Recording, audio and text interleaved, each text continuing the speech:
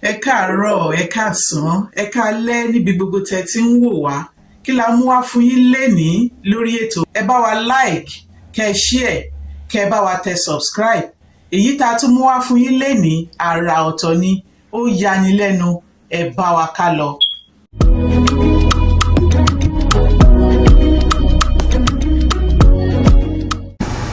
Evidence of rape, torture and forced abortions by the founder of one of the world's largest Christian evangelical churches has been uncovered by BBC News. TB Joshua was the late founder of the Synagogue Church of All Nations in Nigeria, who built an evangelical empire which counted dozens of political leaders, celebrities and international footballers amongst his associates. Former church insiders have gone public for the first time with claims of atrocities which span almost 20 years. Peter Marumi reports, and a warning: you may find some parts of this report distressing. Everyone here in the stadium say, I love Jesus. TB Joshua was one of Africa's most famous pastors, drawing presidents, Premier League footballers, and millions of followers across the globe. He had huge resources, huge amounts of influence, not just in Nigeria, throughout Africa, Israel, Mexico, Singapore. TB Joshua performed terrorized healings, where members of his congregation claimed to have been cured of AIDS, cancer, and a range of chronic conditions. Negative tested for HIV and HIV-2.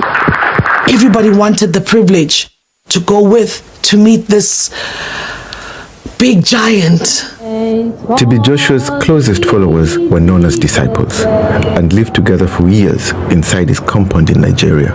It was a psychological prison. We all thought we were in heaven, but we were in hell, and in hell, terrible things happen. Dozens of these insiders alleged that the pastor repeatedly assaulted, raped, and tortured women behind closed doors, with the most recent incidents in 2019. It became so robotic. I disconnected from my body. I just became like a puppet. Rape became like a normal, terrifying thing that you would do. It's like you are an animal being slaughtered. I was 17 years old. He would be calling girls in one after the other. I stayed there almost 14 years. They will be in thousands. Some women claim they were forced to have abortions inside his compound following the alleged assaults. I had 3 abortions at the synagogue. And from speaking to other women, I'm not the only one.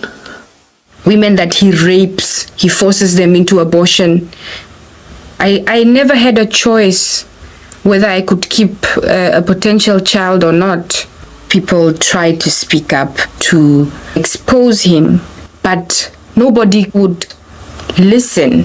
The Nigerian Senate has held... TB Joshua died in 2021. His wife Evelyn is now leading the Synagogue Church of All Nations. Good morning, viewers all over the world. The BBC contacted the church with allegations in this report.